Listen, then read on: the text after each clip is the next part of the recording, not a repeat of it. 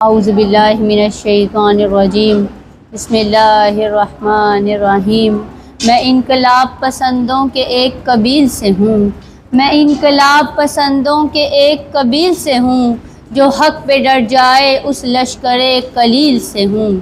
میں یوں ہی دست و گریباں نہیں زمانے سے، میں یوں ہی دست و گریباں نہیں زمانے سے، میں جس جگہ پر کھڑی ہوں کسی دلیل سے ہوں۔ ناظرین و حضرات، السلام علیکم ورحمۃ اللہ وبرکاتہ۔ آج ہمارے ساتھ موجود ہیں مدرسہ تعلیم القرآن کی لائق اور ہونہار طالب علم نور زہرا نقوی کہ جو ایک عرصے سے مدرسہ تعلیم القرآن میں زیر تعلیم ہیں، اور میں آپ کی میزبان کرن حیدر ہوں، اور آج ہم جس اہم ترین ٹاپک پہ گفتگو کریں گے وہ نماز میں قیام کے احکام ہیں۔ جی خواہر، السلام علیکم ورحمۃ اللہ وبرکاتہ۔ وعلیکم السلام ورحمۃ اللہ وبرکاتہ۔ جی خواہر، آپ کا کیا حال ہے؟ میں ٹھیک ہوں، اللہ کا شکر ہے۔ جیسا کہ مومنین کرام، میں نے آپ کو بتایا کہ آج ہم جس اہم ترین ٹاپک پہ گفتگو کریں گے وہ نماز میں قیام کے احکام ہیں۔ تو سب سے پہلے اس ٹاپک کے متعلق میرا سب سے پہلا سوال خواہر آپ سے یہ ہے کہ نماز میں قیام کسے کہتے ہیں؟ جی، سب سے پہلے تو میں آپ کی بہت زیادہ شکر گزار ہوں کہ آپ نے مجھ جیسی ناچیز کو موقع دیا کہ میں آپ کے پروگرام میں شرکت کروں اور نماز اور قیام کے متعلق گفتگو کر بہت سکوں۔ شکریہ۔ نماز میں اپنے پروردگار کی بارگاہ میں سیدھا کھڑے ہونے کو قیام کہتے ہیں، اور ضروری یہ ہے کہ قیام کی حالت میں انسان کا بدن ساکن ہو، یعنی کہ حرکت میں نہ ہو، اور جو شخص بھی قیام کو چھوڑ دیتا ہے اس کی نماز باطل ہو جاتی ہے۔ ہاں، اگر وہ بالکل بھی کھڑا نہیں ہو سکتا یا کھڑے ہونے کی وجہ سے اس کی کسی بیماری میں اضافہ ہوتا ہے تو صرف وہ تب قیام کو چھوڑ سکتا ہے۔ اس کے علاوہ اگر کوئی بھی نماز میں قیام کو چھوڑ دیتا ہے تو اس کی نماز باطل ہے۔ جی مومنین اکرام، خواہر نے ہمیں کتنا خوبصورت بیان ہمارے سامنے بیان کیا کہ نماز میں اپنے پروردگار کی بارگاہ میں خضوع و خشوع کے ساتھ سیدھے کھڑے ہونے کو قیام کہتے ہیں، اور قیام میں انسان کے لیے ضروری یہ ہے کہ انسان کا بدن ساکن حالت میں ہو، یعنی حرکت میں نہ ہو، اور جو کوئی بھی قیام کو ترک کر دے گا، قیام کو چھوڑ دے گا، اس کی نماز باطل ہے۔ ہاں، اگر کوئی کسی بیماری کی وجہ سے یا کھڑے ہونے سے اس کی بیماری میں اضافہ ہو سکتا ہے تو وہ اس صورت میں قیام کو چھوڑ سکتا ہے۔ تو خواہر، میرا آپ سے دوسرا سوال یہ ہے کہ نماز میں قیام کی کتنی اقسام ہیں؟ جی، آپ نے بہت زیادہ ضروری سوال کیا ہے۔ مومنین کو اس سے آشنا ہونا چاہیے، کیونکہ اکثر لوگ ایسے ہیں کہ جس کے بارے میں نہیں جانتے، جس کی وجہ سے ان کی نماز باطل ہو جاتی ہے۔ اب میں یہاں پر مومنین کی توجہ کی طلبگار ہوں، میں آپ سے ریکویسٹ کرتی ہوں کہ آپ اس سوال کے جواب پر غور کیجیے گا۔ نماز میں قیام کی 4 اقسام ہیں۔ سب سے پہلا، تکبیرۃ الاحرام کے وقت کا قیام۔ یہ قیام اس وقت پیش آتا ہے جب انسان نماز میں سب سے پہلے کھڑے ہو کر اللہ اکبر کہتا ہے۔ دوسرا، سورتوں کی قراءت کے وقت کا قیام۔ انسان جب الحمد اور سورہ پڑھتا ہے تو اس کے لیے ضروری یہ ہے کہ وہ الحمد اور سورہ کو سیدھا کھڑے ہو کر پڑھے۔ تیسرا، رکوع سے پہلے کا قیام، کہ جسے قیام متصل با رکوع کہتے ہیں۔ انسان جب الحمد اور سورہ پڑھتا ہے تو رکوع میں جانے سے پہلے اس کے لیے ضروری یہ ہے کہ وہ پہلے سیدھا کھڑا ہو اور پھر رکوع میں جائے۔ چوتھا، رکوع کے مکمل ہونے کے بعد کا قیام۔ جب انسان کا رکوع مکمل ہو جاتا ہے تو سجدوں میں جانے سے پہلے انسان کے لیے ضروری یہ ہے کہ پہلے وہ سیدھا کھڑا ہو اور پھر سجدے میں جائے۔ تو کل ملا کر 4 قیام بنے۔ سب سے پہلے تکبیرۃ الاحرام کے وقت کا قیام، پھر سورتوں کی قراءت کے وقت کا قیام، پھر رکوع سے پہلے کا قیام جسے قیام متصل با رکوع کہتے ہیں، اور چوتھا رکوع کے مکمل ہونے کے بعد کا قیام۔ جی مومنین اکرام، خواہر نے ہمیں بتایا کہ نماز میں قیام کی 4 اقسام ہیں۔ سب سے پہلے تکبیرۃ الاحرام کہتے وقت کا قیام، دوسرا سورتوں کی قراءت کے وقت کا قیام، تیسرا رکوع سے پہلے والا قیام، اور چوتھا رکوع کے بعد والا قیام۔ تو جی خواہر، یہ جو آپ نے 4 قیام ہمارے سامنے بیان کیے ہیں، کیا یہ 4 قیام ایک جیسے ہیں؟ جی نہیں، یہ 4 قیام ایک جیسے نہیں ہیں۔ اب یہاں پر میں اپنے موضوع سے ہٹ کر ذرا ایک بات کہنا چاہوں گی کہ ہمارا تو مذہب یہ کہتا ہے کہ سب برابر نہیں ہیں۔ اللہ تعالیٰ تو خود قرآن مجید میں سورہ بقرہ میں ارشاد فرماتا ہے، بسم اللہ الرحمن الرحیم، تلک الرسل فضلنا بعضهم علی بعض، کہ ہم نے رسولوں میں سے بعض کو بعض پر فضیلت عطا کی ہے، یعنی سارے رسول ایک جیسے نہیں ہیں۔ بے شک۔ اسی طرح سے جو لوگ کہتے ہیں اصحابی کالنجوم، کہ میرے اصحاب ستاروں کی طرح ہیں، بِأَيِّهِمْ اقتدیتم اہتدیتم، تم ان میں سے جس کی بھی پیروی کرو گے ہدایت پا جاؤ گے۔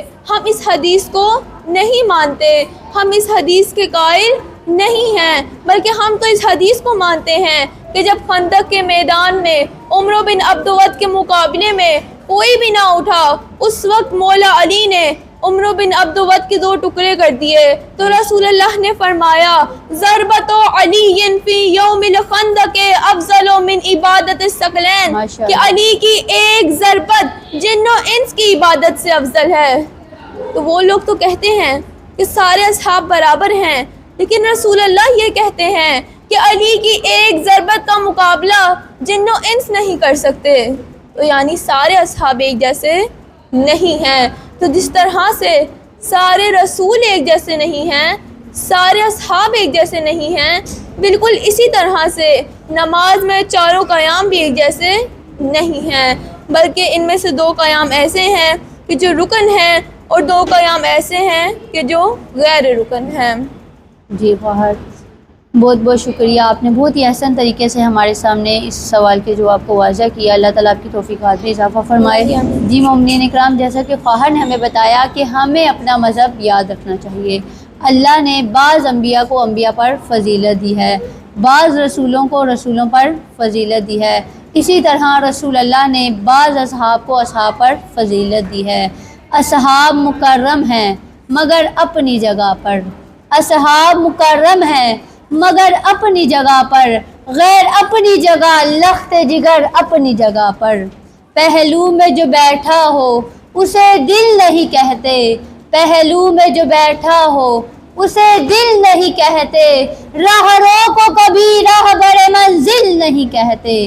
تو جس طرح سے اللہ نے سارے انبیاء کو ایک جیسا نہیں بنایا، سارے رسولوں کو ایک جیسا نہیں بنایا، جس طرح رسول اللہ نے سارے اصحاب کو ایک جیسا نہیں بنایا، بالکل اسی طرح سے نماز کے یہ چاروں قیام بھی ایک جیسے نہیں ہیں، بلکہ ان میں دو قیام رکن ہیں اور 2 قیام غیر رکن ہیں۔ جی خواہر، میں آپ سے یہ پوچھنا چاہوں گی کہ کون سے 2 قیام رکن ہیں اور کون سے 2 قیام غیر رکن ہیں؟ جی، سب سے پہلے تو میں اس چیز کی وضاحت کرنا چاہوں گی کہ رکن کسے کہتے ہیں اور غیر رکن کسے کہتے ہیں۔ رکن یعنی نماز کے وہ واجبات جنہیں انسان اگر غلطی سے یا جان بوجھ کر نماز میں کم یا زیادہ کرتا ہے تو نماز باطل ہو جاتی ہے، اور غیر رکن یعنی نماز کے وہ واجبات جنہیں انسان اگر جان بوجھ کر نماز میں کم یا زیادہ کرتا ہے تو نماز باطل ہو جاتی ہے، لیکن اگر کوئی غلطی سے نماز میں انہیں کم یا زیادہ کرتا ہے تو نماز صحیح ہے۔ تو اب جو آپ نے سوال کیا کہ ان چاروں قیام میں سے جو میں نے بتائے کون سے 2 قیام ایسے ہیں کہ جو رکن ہیں اور کون سے 2 قیام ایسے ہیں کہ جو غیر رکن ہیں، تو جو رکن ہیں ان میں سب سے پہلے تکبیرۃ الاحرام کے وقت کا قیام ہے۔ یہ قیام اس وقت پیش آتا ہے جب انسان نماز میں سب سے پہلے کھڑے ہو کر اللہ اکبر کہتا ہے۔ اس تکبیر کو تکبیرۃ الاحرام اس وجہ سے کہتے ہیں کیونکہ اس تکبیر کے بعد ہمارے اوپر بہت سی حلال چیزیں ایسی ہیں کہ جو حرام ہو جاتی ہیں، جیسے کھانا پینا، ہنسنا اور رونا۔ رونا اس وقت جائز ہے کہ جب وہ اللہ تعالیٰ کے خوف سے ہو، ورنہ نماز میں ہر طرح کا رونا حرام ہے۔ اور میں یہاں وضاحت کرنا چاہوں گی کہ اس تکبیر کے بعد جہاں ہمارے اوپر کچھ چیزیں حرام ہو جاتی ہیں، وہیں پہ کچھ چیزیں ایسی بھی ہیں کہ جو ہمارے اوپر اس تکبیر کے بعد واجب ہو جاتی ہیں، اور ان میں یہ ہے کہ انسان اس تکبیر سے کچھ دیر پہلے اور کچھ دیر بعد اپنے بدن کو ساکن حالت میں رکھے، یعنی انسان سیدھا کھڑا رہے۔ جی مومن اکرام، خواہر نے ہمیں بتایا کہ 2 قیام جو کہ رکن ہیں ان میں سب سے پہلے تکبیرۃ الاحرام کہتے وقت کا قیام ہے۔ تکبیرۃ الاحرام میں انسان کے لیے ضروری ہے کہ انسان کا بدن ساکن حالت میں ہو، اور انسان کے لیے ضروری ہے کہ وہ اس تکبیر کو کہنے سے کچھ دیر پہلے اور اس تکبیر کے کہنے کے کچھ دیر بعد ساکن حالت میں کھڑا ہو، تاکہ اسے یقین ہو جائے کہ اس نے یہ تکبیر ساکن حالت میں کہی ہے۔ تو جی خواہر آپ بتائیے گا کہ دوسرا قیام جو کہ رکن ہے وہ کون سا ہے؟ جی دوسرا قیام کے جو رکن ہے وہ رکوع سے پہلے کا قیام ہے، جسے قیام متصل با رکوع کہتے ہیں، اور اس میں بھی ضروری یہ ہے کہ انسان اپنے بدن کو ساکن حالت میں رکھے، یعنی اس تکبیر سے کچھ دیر پہلے اور اس تکبیر کے کچھ دیر بعد انسان سیدھا کھڑا رہے۔ اگر انسان ایسا نہیں کرے گا تو اس کی نماز باطل ہو جائے گی۔ جی مومنین اکرام، دوسرا قیام جو کہ رکن ہے وہ رکوع سے پہلے والا قیام ہے، جسے قیام متصل با رکوع کہتے ہیں۔ اس قیام میں انسان کے لیے ضروری یہ ہے کہ انسان جب الحمد اور دوسری سورہ پڑھ لے تو کچھ دیر ساکن حالت میں کھڑا ہو پھر رکوع میں جائے، لیکن اگر کوئی قیام کیے بغیر ہی رکوع میں چلا جاتا ہے تو اس کی نماز باطل ہے۔ تو خواہر یہاں میں ایک مسئلہ پوچھنا چاہتی ہوں، ایک بات میرے ذہن میں آئی ہے کہ ہم تو پہلے سے ہی قیام کی حالت میں ہوتے ہیں، ہم تو ریڈی کھڑے ہوتے ہیں، پھر ایسی کون سی غلطی ہے جو ہم قیام میں کرتے ہیں اور اس سے ہماری نماز باطل ہو جاتی ہے؟ جی یہاں پر آپ نے بہت زیادہ اہم مسئلے کی طرف توجہ دلائی ہے۔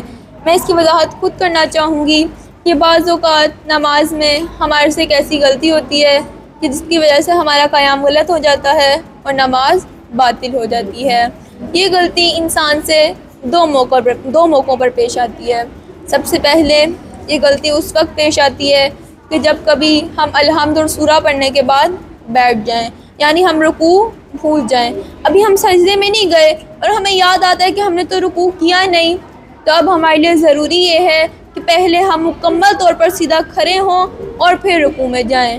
اگر کوئی جھکی حالت میں ہی رکوع میں چلا جاتا ہے، یعنی سیدھا کھڑے ہوئے بغیر ہی رکوع میں چلا جاتا ہے، تو اس کی نماز باطل ہے، کیونکہ یہاں پر وہ قیام متصل با رکوع جو کہ ایک رکن ہے اس کو چھوڑ رہا ہے۔ جی ہم آپ کے بہت زیادہ شکر گزار ہیں کہ آپ نے بہت ہی احسن طریقے سے ہمارے سامنے اس مسئلے کی وضاحت کی۔ جی مومنین کرام، جیسا کہ خواہر نے ہمیں بتایا کہ وہ غلطی جو ہم قیام میں کرتے ہیں اور اس سے ہماری نماز باطل ہو جاتی ہے، سب سے پہلے کہ اگر کوئی نماز پڑھا ہے اور الحمد اور سورہ کے بعد وہ رکوع کرنا بھول جاتا ہے اور سجدے میں چلا جاتا ہے، ہاں سجدے میں جانے سے پہلے اگر اسے یاد آ جاتا ہے کہ میں نے رکوع نہیں کیا تو اس کے لیے ضروری یہ ہے کہ وہ پہلے سیدھا کھڑا ہو پھر رکوع میں جائے۔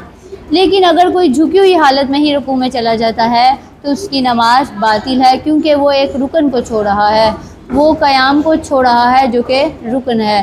اگر کوئی جھکی حالت میں ہی رکوع کرتا ہے تو اس سے اس کی نماز باطل ہو جاتی ہے۔ تو آپ نے جیسے کہ بتایا کہ دو صورتوں میں یہ ہم غلطی کرتے ہیں، تو دوسری غلطی کہاں ہم کرتے ہیں، کون سی صورت ہے وہ؟ جی یہ جو دوسری غلطی ہے یہ ان لوگوں کے لیے پیش آتی ہے کہ جو بیٹھ کر نماز پڑھتے ہیں۔ اب کیونکہ تکبیرۃ الاحرام کا قیام اور قیام متصل با رکوع یہ دونوں رکن ہیں، اس لیے ضروری یہ ہے کہ انہیں کھڑے ہو کر بجا لایا جائے۔ جو لوگ بیٹھ کر نماز پڑھتے ہیں ان کے لیے ضروری یہ ہے کہ وہ پہلے کھڑے ہو کر تکبیرۃ الاحرام کہیں اور پھر وہ بیٹھ کر الحمد اور سورہ پڑھ سکتے ہیں، لیکن رکوع میں جانے سے پہلے ان کے لیے ضروری یہ ہے کہ پہلے وہ کھڑے ہوں اور پھر رکوع میں جائیں۔ اگر وہ بیٹھے بیٹھے ہی رکوع میں چلے جاتے ہیں تو ان کی نماز باطل ہے، کیونکہ یہاں پر وہ قیام متصل با رکوع کو چھوڑ رہے ہیں۔ ہاں اگر وہ بالکل بھی کھڑے نہیں ہو سکتے یا کھڑے ہونے کی وجہ سے ان کی کسی بیماری میں اضافہ ہوتا ہے تو تب وہ قیام متصل با رکوع کو چھوڑ سکتے ہیں اور بیٹھے بیٹھے رکوع کر سکتے ہیں۔ اس کے علاوہ سب کے لیے ضروری یہ ہے کہ جو بیٹھ کر نماز پڑھتے ہیں وہ رکوع میں جانے سے پہلے سیدھا کھڑے ہوں اور پھر رکوع میں جائیں، ورنہ ان کی نماز باطل ہے۔ جی مومنین کرام، دوسری غلطی کی صورت ان لوگوں کے لیے ہے کہ جو بیٹھ کر نماز پڑھتے ہیں۔ جو بیٹھ کر نماز پڑھتے ہیں ان کے لیے ضروری یہ ہے کہ وہ تکبیرۃ الاحرام کہتے وقت قیام میں کھڑے ہوں اور پھر الحمد اور دوسری سورہ پڑھنے کے لیے بیٹھ سکتے ہیں۔ ہاں پھر رکوع میں جانے سے پہلے ان کے لیے ضروری یہ ہے کہ الحمد اور دوسری سورہ پڑھنے کے بعد وہ قیام کریں، کھڑے ہوں، پھر رکوع میں جائیں۔ لیکن اگر کوئی بیٹھے بیٹھے ہی رکوع میں چلا جاتا ہے تو اس سے اس کی نماز باطل ہے، کیونکہ وہ ایک رکن کو چھوڑ رہے ہیں۔ ہاں اگر کوئی کسی وجہ سے، کسی بیماری کی وجہ سے نہیں کھڑے ہو سکتے یا ان کی کھڑے ہونے سے ان کی بیماری میں اضافہ ہو سکتا ہے تو اس صورت میں وہ بیٹھ کر نماز پڑھ سکتے ہیں، ان کی نماز صحیح ہے۔ تو جی خواہر میں آپ سے یہ پوچھنا چاہوں گی کہ دو قیام جو کہ رکن ہے وہ تو آپ نے بہت ہی آسان طریقے سے ہمارے سامنے بیان کر دیا، اب آپ بتائیے گا کہ دو قیام جو کہ رکن ہیں وہ غیر رکن ہیں وہ کون سے ہیں؟ جی جو دو قیام غیر رکن ہیں ان میں سب سے پہلے سورتوں کی قرات کے وقت کا قیام ہے۔ یعنی انسان جب الحمد اور سورہ پڑھتا ہے تو اس کے لیے ضروری یہ ہے کہ وہ الحمد اور سورہ سیدھے کھڑے ہو کر پڑھے. اور ایک اور چیز جو ضروری ہے وہ یہ ہے کہ انسان الحمد اور سورہ پڑھتے وقت یعنی اس قیام کے دوران اپنے بدن کو ساکن حالت میں رکھے. اور دوسرا قیام کے جو غیر رکن ہے وہ رکوع کے مکمل ہونے کے بعد کا قیام ہے. جب انسان کا رکوع مکمل ہو جاتا ہے تو سجدوں میں جانے سے پہلے اس کے لیے ضروری یہ ہے کہ وہ پہلے سیدھا کھڑا ہو اور پھر سجدے میں جائے، یعنی سمع اللہ کہتے وقت کا قیام ہے. اور اس میں بھی ضروری یہ ہے کہ انسان اس قیام سے کچھ دیر پہلے اور اس قیام کی کچھ دیر بعد اپنے بدن کو ساکن حالت میں رکھے تاکہ اسے یقین ہو جائے کہ اس نے قیام سیدھے کھڑے ہو کر کہا ہے. جی مومنین کرام، دو قیام جو کہ غیر رکن ہیں ان میں سب سے پہلے سورتوں کی قرأت کے وقت کا قیام ہے. اس میں انسان کے لیے ضروری ہے کہ جب انسان تکبیرۃ الاحرام کہنے کے بعد الحمد اور دوسری سورہ پڑھتا ہے تو یہ سورتوں کی قرأت کے وقت کا قیام ہے. اس میں انسان کے لیے ضروری یہ ہے کہ انسان کا بدن ساکن حالت میں ہو یعنی حرکت میں نہ ہو، اور بہتر یہ ہے کہ انسان اپنے ہاتھ کی انگلیاں بھی نہ ہلائے. اور دوسرا جو کہ غیر رکن ہے وہ رکوع کے بعد والا قیام ہے اور سجدوں سے پہلے والا قیام ہے. اس میں انسان کے لیے ضروری ہے کہ جب انسان رکوع کرنے کے بعد رکوع کو مکمل کرنے کے بعد جب کھڑا ہو، انسان کے لیے ضروری ہے کہ رکوع کے مکمل ہونے کے بعد کچھ دیر ساکن حالت میں کھڑا ہو پھر سجدے میں جائے، اور جب وہ رکوع کرنے کے بعد ساکن حالت میں کھڑا ہو اس دوران یہ ذکر پڑھے سمیع اللہ لمن حمیدہ اور پھر رکوع میں جائے. تو میں آپ سے یہ پوچھنا چاہوں گی، میرا آپ سے سوال یہ ہے کہ کیا ہم نماز میں کسی بھی ذکر کے وقت کوئی بھی حرکت نہیں کر سکتے؟ جی، آپ نے بہت زیادہ ضروری سوال کیا ہے. نماز میں ہم کسی بھی ذکر کے دوران حرکت نہیں کر سکتے سوائے ایک ذکر کے، اور وہ ذکر بحول اللہ و قوتہ اقوم وقت کا ذکر ہے کہ جب ہم سجدوں کے بعد قیام کے لیے کھڑے ہوتے ہیں اس وقت جو ہم ذکر پڑھتے ہیں ہمارے لیے ضروری یہ ہے کہ یہ ذکر ہم حرکت میں پڑھیں. اس کے علاوہ نماز میں ہم کسی بھی ذکر کے دوران حرکت نہیں کر سکتے. اگر کوئی جان پوچھ کر نماز میں کسی ذکر کے دوران حرکت کرتا ہے تو اس کی نماز باطل ہے. جی مومنین کرام، جیسا کہ خواہر نے ہمیں بتایا کہ ہم نماز میں کسی بھی ذکر کے وقت کوئی بھی حرکت نہیں کر سکتے. صرف ایک ذکر کے وقت ہم حرکت کر سکتے ہیں کہ جب ہم دونوں سجدوں کے بعد جب ہم قیام کے لیے کھڑے ہوتے ہیں، سورتوں کی قرأت کے وقت کے قیام کے لیے کھڑے ہوتے ہیں، اس وقت جب ہم جو ذکر پڑھتے ہیں بحول اللہ و قوتہ اقوم وقت کا، اس ذکر میں ہم حرکت کر سکتے ہیں. اس کے علاوہ ہم نماز میں کسی بھی ذکر کے وقت کوئی بھی حرکت نہیں کر سکتے. اگر کوئی کسی بھی ذکر کے وقت کوئی بھی حرکت کرے گا اس کی نماز باطل ہو جائے گی. اسی سوال کے متعلق ایک بہت ضروری سوال میرے ذہن میں آیا ہے کہ اگر ہمیں نماز کے دوران تھوڑی سی حرکت کرنی پڑ جائے تو ہم یہ حرکت کیسے کریں گے؟ آئے مومنین کرام ہم خواہر سے پوچھتے ہیں. جی خواہر، اگر ہمیں نماز کے دوران تھوڑی سی آگے پیچھے یا دائیں بائیں تھوڑی سی حرکت کرنی پڑ جائے تو ہم یہ حرکت کیسے کریں گے؟ جی، سب سے پہلے تو میں اس چیز کی وضاحت کرنا چاہوں گی کہ حرکت دو طرح کی ہوتی ہے. سب سے پہلی وہ حرکت کہ جس سے نماز کی شکل بگڑ جائے. جیسے اگر آپ نماز پڑھ رہے ہیں اور دروازے پہ کوئی دستک دیتا ہے، اب آپ دروازہ کھولنے جاتے ہیں، کیونکہ اس سے نماز کی شکل ہی بگڑ جاتی ہے تو آپ نماز میں ایسی حرکت نہیں کر سکتے. یہاں پر آپ کی نماز باطل ہو جاتی ہے. اور دوسری وہ حرکت ہے کہ جس سے نماز کی شکل نہیں بگڑتی. جیسے اگر آپ نماز پڑھ رہے ہیں اور آپ کا سجدے کا تھوڑا سا آگے پیچھے ہو جاتا ہے تو اس کو پکڑنے کے لیے آپ تھوڑی سی حرکت کرتے ہیں، تو کیونکہ اس سے نماز کی شکل نہیں بگڑتی تو آپ نماز میں ایسی حرکت کر سکتے ہیں. لیکن اس حرکت کی کچھ شرائط ہیں. سب سے پہلی یہ ہے کہ انسان اس حرکت کے دوران کچھ بھی نہ بولے. پھر دوسرا یہ ہے کہ انسان کی جو تھوڑی سی حرکت ہے وہ آہستہ آہستہ کرے. اور تیسری یہ ہے کہ انسان چھوٹے چھوٹے سٹیپس لے. جیسے اگر کوئی نماز پڑھ رہا ہے اور اس کے ساتھ پانی گر جاتا ہے تب اس کے لیے ضروری یہ ہے کہ وہ آہستہ آہستہ اور چھوٹے چھوٹے قدم لے کر حرکت کرے اور وہ اس حرکت کے دوران کچھ بھی نہ بولے. جی مومنین کرام، خواہر نے ہمیں بتایا کہ اگر ہمیں نماز کے دوران تھوڑی سی آگے پیچھے یا دائیں بائیں تھوڑی سی موومنٹ کرنی پڑ جائے تو اس میں اس حرکت کی سب سے پہلی شرط یہ ہے کہ ہم اس حرکت کو آہستہ آہستہ کریں اور چھوٹے سٹیپ سے کریں. اور ضروری یہ ہے کہ اس حرکت کے دوران ہم کوئی بھی ذکر نہ پڑھیں. تو جی خواہر، میرا آپ سے اگلا سوال یہ ہے کہ ہم کس صورت میں قیام کو چھوڑ کر بیٹھ کر نماز پڑھ سکتے ہیں؟ جی، سب سے پہلے تو انسان کے لیے یہ ہے کہ انسان جب تک کھڑے ہو کر نماز پڑھ سکتا ہے تب تک کھڑے ہو کر نماز پڑھے، لیکن انسان دو صورتوں میں قیام کو چھوڑ کر بیٹھ کر نماز پڑھ سکتا ہے۔ سب سے پہلا یہ کہ انسان بالکل ہی کھڑے ہونے سے عاجز ہو جائے، یعنی اس کے اندر کھڑے ہونے کی طاقت ہی نہ ہو، اس کے اندر کھڑے ہونے کی ہمت ہی نہ ہو، وہ بالکل بھی کھڑا نہیں ہو سکتا، صرف اس صورت میں وہ قیام کو چھوڑ سکتا ہے۔ اور دوسری صورت یہ ہے کہ اگر انسان ہمت کرے تو وہ کھڑا ہو سکتا ہے، لیکن کھڑے ہونے کی وجہ سے اس کی کسی بیماری میں اضافہ ہو جاتا ہے۔ مثال کے طور پر اگر کسی کی ٹانگ کی سرجری ہوئی ہے، اب اگر وہ ہمت کرے تو وہ کھڑا ہو سکتا ہے، لیکن کھڑا ہونا اس کے لیے نقصان دہ ہے، تو اب اس کے لیے ضروری یہ ہے کہ وہ بیٹھ کر نماز پڑھے۔ بالکل اسی طرح سے اگر کوئی ہارٹ کا پیشنٹ ہے اور ڈاکٹر نے منع کیا ہے کہ آپ نے نہیں کھڑے ہونا، اب اگر وہ ہمت کرے تو کھڑے ہو سکتے ہیں، لیکن کھڑے ہونا ان کے لیے نقصان دہ ہے، اس لیے ضروری یہ ہے کہ وہ قیام کو چھوڑ کر بیٹھ کر نماز پڑھیں۔ جی مومنین کرام، جیسا کہ خواہر نے ہمیں بتایا کہ انسان دو صورتوں میں قیام کو چھوڑ کر بیٹھ کر نماز پڑھ سکتا ہے۔ سب سے پہلے کہ اگر کوئی کھڑے ہونے سے عاجز ہے، کھڑے ہونے کی ہمت نہیں ہے، کھڑے ہونے کی طاقت نہیں ہے، کھڑے ہونے کی صلاحیت نہیں ہے، تو اس صورت میں وہ قیام کو چھوڑ کر بیٹھ کر نماز پڑھ سکتا ہے۔ اور دوسری صورت کہ وہ ہمت کر کے کھڑا تو ہو سکتا ہے، لیکن کھڑا ہونا اس کے لیے نقصان دہ ہے، یا اس کی بیماری میں اضافہ ہو سکتا ہے، یا اسے کوئی بیماری لگ سکتی ہے، تو اس صورت میں وہ بیٹھ کر نماز پڑھ سکتا ہے۔ جیسے کوئی ہارٹ پیشنٹ ہے، وہ کھڑا نہیں ہو سکتا، کھڑا تو ہو سکتا ہے لیکن کھڑے ہونے سے اس کی بیماری میں اضافہ ہو سکتا ہے، تو اس صورت میں وہ قیام کو چھوڑ کر بیٹھ کر نماز پڑھ سکتا ہے۔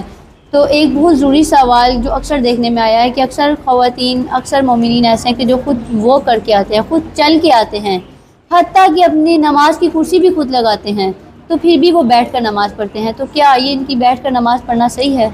جی، جیسے کہ میں نے پہلے بھی بتایا کہ جب تک انسان کھڑے ہو کر نماز پڑھ سکتا ہے اس وقت تک ضروری یہ ہے کہ انسان کھڑے ہو کر نماز پڑھے۔ اب چاہے قیام کی حالت میں اس کا بدن حرکت کرے، چاہے اسے کسی چیز کا سہارا لینا پڑے، چاہے اسے کسی چیز سے ٹیک لگانی پڑے، چاہے اسے اپنی ٹانگیں معمول سے زیادہ ہی کیوں نہ کھولنی پڑے، جس طرح سے بھی انسان کھڑے ہو کر نماز پڑھ سکتا ہے اس کے لیے ضروری یہ ہے کہ وہ کھڑے ہو کر نماز پڑھے۔ اور اگر کوئی شخص کہ جو کھڑا ہو سکتا ہے لیکن وہ بیٹھ کر نماز پڑھتا ہے تو اس کی نماز باطل ہے۔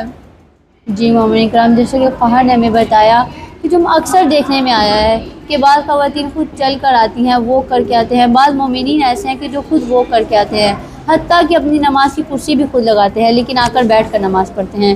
تو خواہر نے ہمیں بتایا کہ جس طریقے سے بھی ہو، انسان کے لیے ضروری ہے کہ انسان کھڑا ہو کر نماز پڑھے، چاہے وہ کسی چیز کے ساتھ ٹیک لگا لے، کسی چیز کا سہارا لے لے، یا پاؤں کو معمول سے زیادہ کھولے، جس طرح ممکن ہو انسان کے لیے ضروری ہے کہ انسان کھڑے ہو کر نماز پڑھے۔ اور وہ لوگ کہ جو کھڑے ہو سکتے ہیں لیکن پھر بھی وہ بیٹھ کر نماز پڑھیں تو ان کی نماز باطل ہے۔ ہاں، وہ لوگ کہ جو بالکل بھی نہیں کھڑے ہو سکتے یا کھڑے ہونے سے عاجز ہیں تو وہ بیٹھ کر نماز پڑھ سکتے ہیں۔ اب میرا آپ سے اگلا سوال یہ ہے کہ انسان کس صورت میں لیٹ کر نماز پڑھ سکتا ہے؟ سب سے پہلے تو انسان کے لیے یہ ہے کہ جب تک انسان کھڑے ہو کر نماز پڑھ سکتا ہے تب تک کھڑے ہو کر نماز پڑھے۔ اگر کوئی کھڑے ہونے سے عاجز ہو جاتا ہے، یعنی بالکل بھی نہیں کھڑا ہو سکتا، تو اس کے لیے ضروری یہ ہے کہ وہ سیدھا بیٹھ کر نماز پڑھے۔ جب تک انسان سیدھا بیٹھ سکتا ہے تب تک انسان کے لیے ضروری یہ ہے کہ وہ سیدھا بیٹھے۔ اگر کوئی سیدھا نہیں بیٹھ سکتا تو جس طرح سے بھی بیٹھ سکتا ہے اس طرح سے بیٹھ کر نماز پڑھے۔ اگر انسان بالکل بھی نہیں بیٹھ سکتا، یعنی بیٹھنے سے بھی عاجز ہو گیا ہے، تو پھر وہ دائیں کروٹ قبلہ رخ لیٹ جائے۔ اگر وہ دائیں کروٹ نہیں لیٹ سکتا تو وہ بائیں کروٹ قبلہ رخ لیٹ جائے۔ اگر وہ بائیں کروٹ بھی نہیں لیٹ سکتا تو انسان کے لیے ضروری یہ ہے کہ وہ اس طرح سے سیدھا لیٹے کہ اس کے پاؤں کے تلوے قبلہ رخ ہو، یعنی اس کے پاؤں کا رخ قبلے کی طرف ہو۔ جی مومنین کرام، خواہر نے ہمیں بتایا کہ سب سے پہلے انسان کے لیے ضروری یہ ہے کہ انسان جس طریقے سے بھی کھڑے ہو کر نماز پڑھ سکتا ہے اس کے لیے ضروری یہ ہے کہ وہ کھڑے ہو کر نماز پڑھے۔ ہاں، اگر کوئی بالکل بھی نہیں کھڑا ہو سکتا پھر اس کے لیے ضروری ہے کہ وہ بیٹھ کر نماز پڑھے۔ اور جو بیٹھ کر نماز پڑھ رہے ہیں ان کے لیے بھی ہے کہ وہ جس طریقے سے بھی بیٹھ کر نماز پڑھ سکتے ہیں وہ بیٹھ کر نماز پڑھیں۔ اور اگر کوئی بالکل بھی نہیں بیٹھ سکتا پھر وہ لیٹ کر نماز پڑھ سکتے ہیں۔ اور جو لیٹ کر نماز پڑھ سکتے ہیں ان کے لیے ضروری ہے کہ وہ پہلے دائیں کروٹ لیٹیں، اگر وہ دائیں کروٹ نہیں لیٹ سکتے تو پھر وہ بائیں کروٹ لیٹیں، اگر وہ بائیں کروٹ بھی نہیں لیٹ سکتے تو پھر وہ قبلہ رخ اس طرح لیٹیں کہ ان کے پاؤں کے تلوے قبلہ رخ ہوں۔ جی خواہر، میرا آپ سے اگلا سوال یہ ہے کہ اکثر خواتین، زیادہ تر بزرگ خواتین ایسی ہیں کہ جو کام کرنے کے بعد تھک جاتی ہیں، اور اولے وقت میں اگر وہ نماز پڑھتی ہیں تھکاوٹ کی وجہ سے وہ بیٹھ کر نماز پڑھتی ہیں، لیکن وہ یہ جانتی ہیں کہ اگر وہ کچھ دیر آرام کریں گی، ریسٹ کریں گی، اس کے بعد وہ خضوع و خشوع کے ساتھ کھڑے ہو کر نماز پڑھ سکتی ہیں، تو آپ بتائیے گا کہ اب ان کے لیے اولے وقت میں نماز پڑھنا ضروری ہے یا وہ تاخیر سے نماز پڑھ سکتی ہیں؟ جی، آپ نے جو سوال کیا ہے، یہ بعض اوقات دیکھا گیا ہے کہ اکثر خواتین کہ جن میں ہماری بزرگ خواتین آتی ہیں، جیسے ہماری نانو دادو، وہ گھر کے کام کر کے یا کہیں باہر سے آتی ہیں تو تھک جاتی ہیں، تھکاوٹ ہو جاتی ہے، اب نماز کا اول وقت ہو جاتا ہے، اگر وہ اول وقت میں نماز پڑھیں گی تو وہ بیٹھ کر نماز پڑھیں گی، لیکن اگر انہیں پتہ ہے کہ وہ کچھ دیر انتظار کرنے کے بعد، کچھ دیر آرام کرنے کے بعد کھڑے ہو کر خضوع و خشوع کے ساتھ نماز پڑھ سکتی ہیں، تو ان کے لیے ضروری یہ ہے کہ ابھی وہ اول وقت میں بیٹھ کر نماز نہ پڑھیں، بلکہ کچھ دیر انتظار کر کے کھڑے ہو کر نماز پڑھیں۔ جی مومنین کرام، خواہر نے ہمیں بتایا کہ بعض خواتین، زیادہ تر ہماری بزرگ خواتین ایسی ہیں کہ جو تھکاوٹ کی وجہ سے اگر اولے وقت میں نماز پڑھتی ہیں تو وہ بیٹھ کر نماز پڑھتی ہیں، لیکن وہ یہ جانتی ہیں کہ اگر وہ کچھ دیر آرام کریں گی، آرام کرنے کے بعد وہ بعد میں کھڑے ہو کر نماز پڑھ سکتی ہیں، تو ان کے لیے ضروری یہ ہے کہ وہ اولے وقت میں نماز نہ پڑھیں، بلکہ وہ کچھ دیر آرام کریں اور اس کے بعد وہ خضوع و خشوع کے ساتھ کھڑے ہو کر نماز پڑھیں، اور وہ بھی نماز کو قضا ہونے سے پہلے ادا کریں۔ تو جی خواہر، اب میرا آپ سے اگلا سوال یہ ہے کہ وہ کون سی چیزیں ہیں جن کا ہمیں قیام میں پرہیز کرنا چاہیے؟ جی، وہ 5 چیزیں ہیں جن سے ہمیں قیام کے دوران بچنا چاہیے۔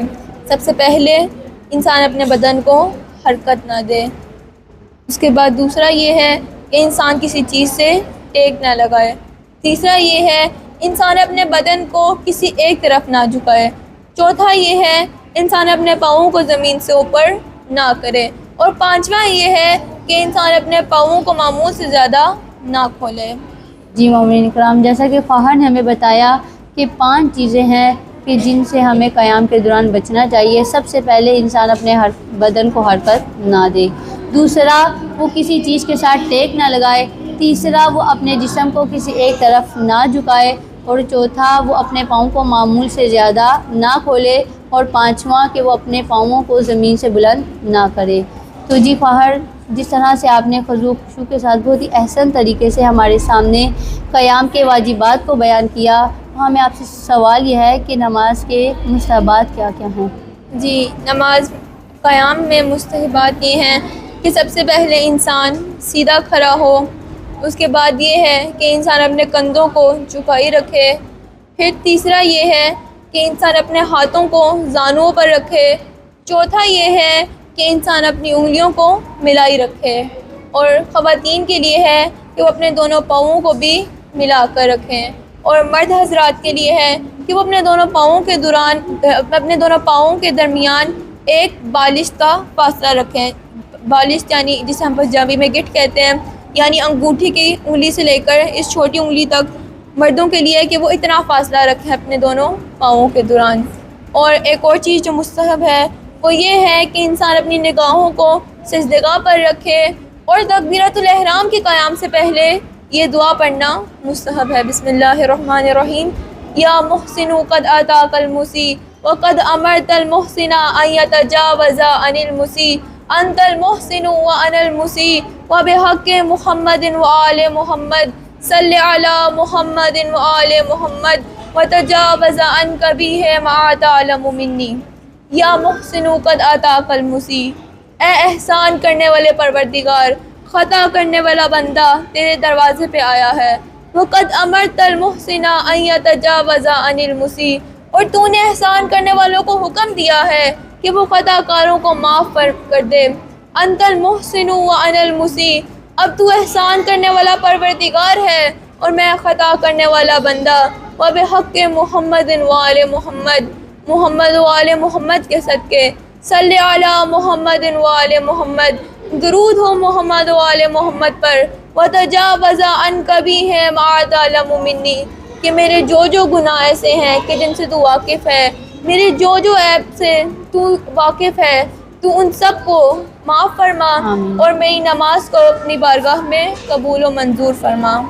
جی مومنین کرام، جیسا کہ خواہر نے ہمیں بتایا کہ مستحبات جو قیام کے مستحبات ہیں ان میں سب سے پہلے کہ انسان اپنے بدن کو سیدھا رکھے اور اپنے کندھوں کو جھکا کر رکھے۔ اس کے علاوہ انسان اپنے ہاتھ کی انگلیوں کو ملا کر رکھے اور اپنے ہاتھوں کو رانوں پر رکھے، اور عورتوں کے لیے ہے کہ وہ اپنے پاؤں کو ملا کر رکھے، اور مرد حضرات کے لیے ہے کہ ان کے پاؤں کے درمیان ایک بالش کا فاصلہ ہونا چاہیے۔ جی خواہر، میں واقعاً آپ سے بہت زیادہ امپریس ہوئی ہوں کہ آپ نے بہت چھوٹی سی ایج میں بہت ہی احسن طریقے سے، بہت ہی خوبصورت طریقے سے ہمارے سامنے نماز اور قیام کے احکام کو بیان کیا۔ اللہ تعالیٰ آپ کی توفیقات میں اضافہ فرمائے، اللہ تعالیٰ آپ کے علم میں اضافہ فرمائے۔ جی مومنین کرام، امید ہے کہ آپ نے ہمارے اس پروگرام سے استفادہ حاصل کیا ہوگا۔ ہمیں اپنی دعاؤں میں یاد رکھیے گا۔ اگر اللہ تعالیٰ نے توفیق دی تو ہم اگلے پروگرام میں ملیں گے۔ تب تک کے لیے اللہ حافظ۔